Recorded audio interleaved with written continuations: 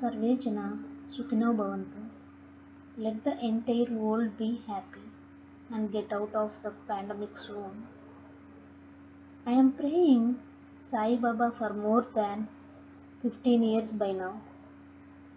I have lots of faith on Sai and many of my previous wishes come true.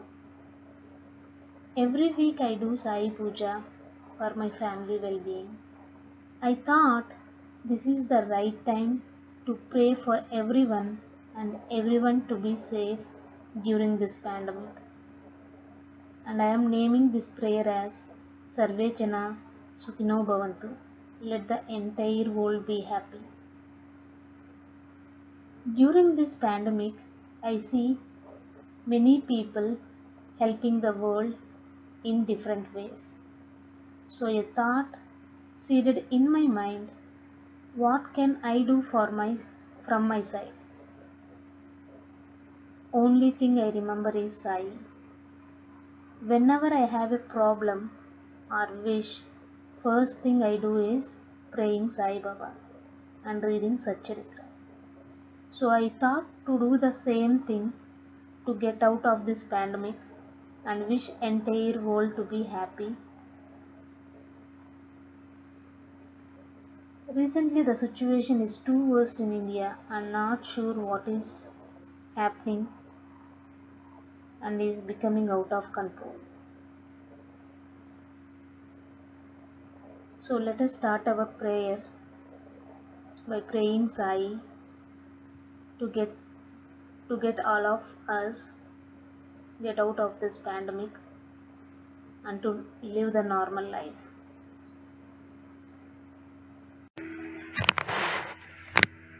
Let us start today the chapter 1 of Sri Sai Charitra. Salutations. The story of grinding wheat and its philosophical significance. According to the ancient and revered custom, Hemad Pant begins the work Sai Satcharitra with various salutations.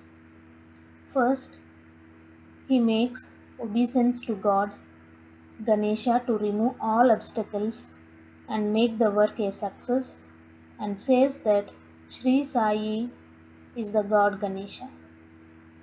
Then to the goddess Saraswati to inspire him to write out the work, and says that Sri Sai is one with this goddess and that he is himself singing his own life. Then to the gods Brahma, Vishnu and Shankar, the creating, preserving and destroying deities respectively, and says that Sainath is one with them and he as the great teacher will carry us across the river of worldly existence. Then to his tutelary deity Narayan Adinath, who manifested himself in Konkan, the land reclaimed by Parashurama, Rama in the Hindi version, from the sea, and to the Adi, Purusha of the family. Then to the Bharadwaja Muni, into whose Gotra he was born, and also to various rishis, Yagya, Valakya, Bhrigu, Parashara, Narad, Vedavyasa, Sanak, Sanandan, Sanat Kumar, Shuka, Shaunak, Vishwamitra, Vasistha, Valmiki, Vamadeva, Jaimini, Vaishampayan, Nava Yogindra, etc., and also modern saints such as Nivriti, Jnanadev, Sopan, Muktabai, Janardhan, Ekanath, Namdev, Tukaram, Kanha, and Narahari, etc.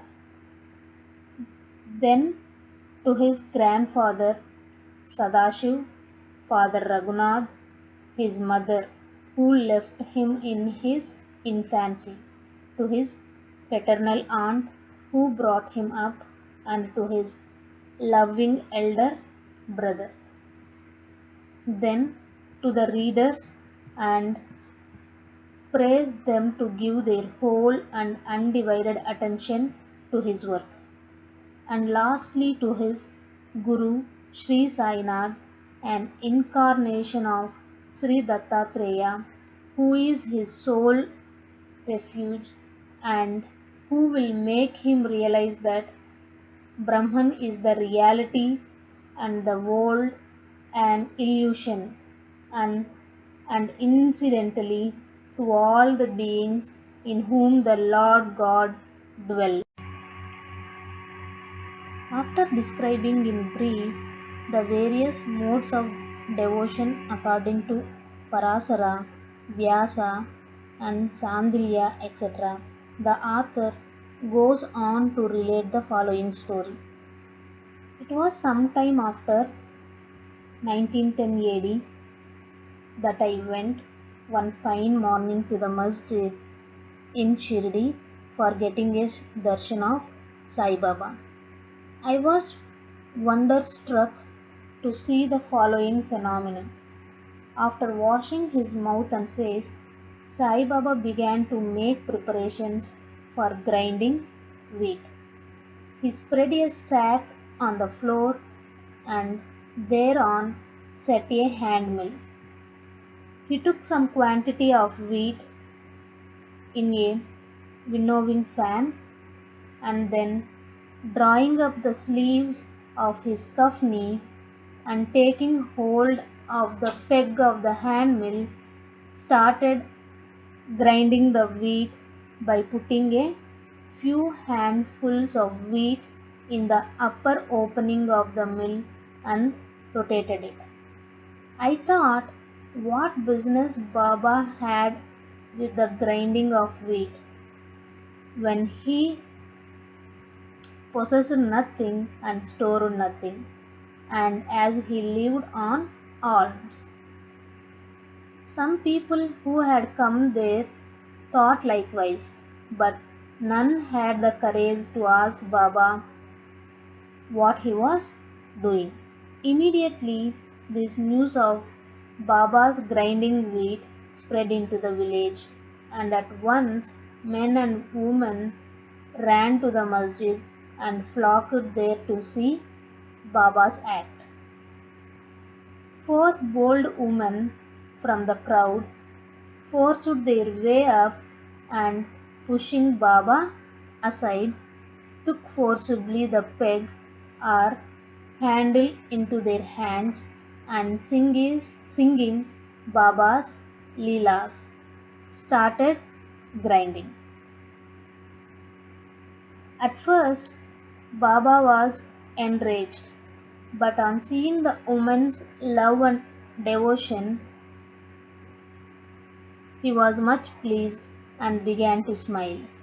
While they were grinding, they began to think that Baba had no house, no property, no children, none to look after, and he lived on alms.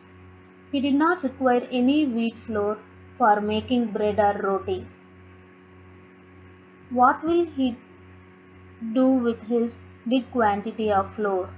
Perhaps, as Baba is very kind, he will distribute the flour among us.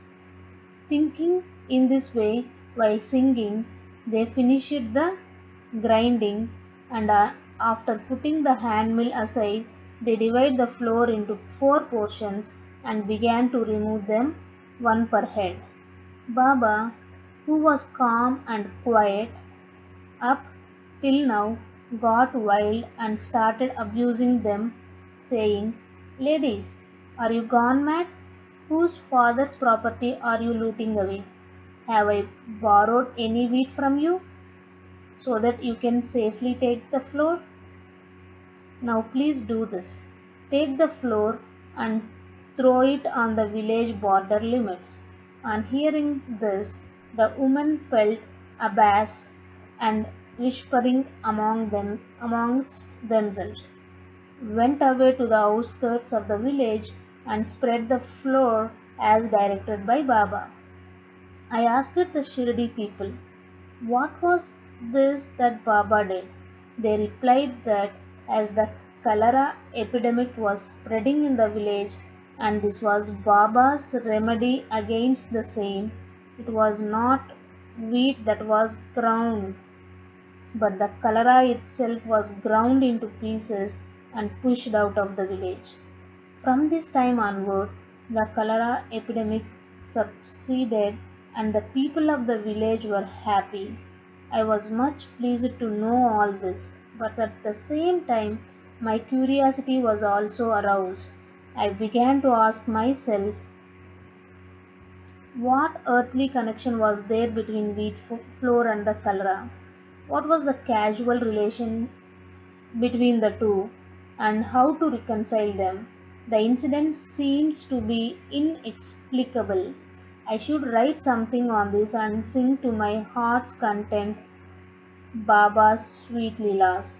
Thinking in this way about this Leela, my heart was filled with joy and I was thus inspired to write Baba's life, the Satcharitra. And as we know, with Baba's grace and blessing, this work was successfully accomplished. Philosophical significance of grinding. Apart from the meaning which the people of Shirdi put on this incident of grinding wheat, there is, we think, a philosophical significance too. Sai Baba lived in Shirdi for about 60 years, and during this long period, he did the business of grinding almost every day, not, however, the wheat alone, but the sins, the mental and physical afflictions, and the miseries of his innumerable devotees. The two stones of his mill consisted of karma and bhakti. The former begins the lower and the later the upper one. The handle with which Baba worked the mill consisted of jnana.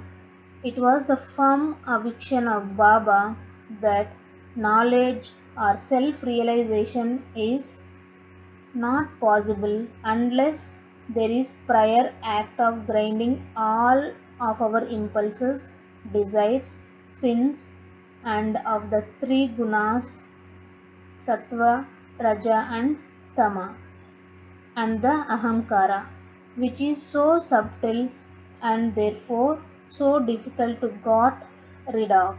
This reminds us a similar story of Kabir, who seeing a woman grinding corn said to his guru Nipati Ranjana, I am weeping because I feel the agony of being crushed in this wheel of worldly existence like the corn in the handmill. Nipati Ranjana replied, don't be afraid. Hold fast to the handle of knowledge of this mill, as I do, and do not wander far away from the same, but turn inward to the center, and you are sure to be saved. Bow to Sri Sai, peace to be all. So please, everyone have faith on Sai, and please follow the guidelines of the pandemic, and everyone will be safe. Thank you so much.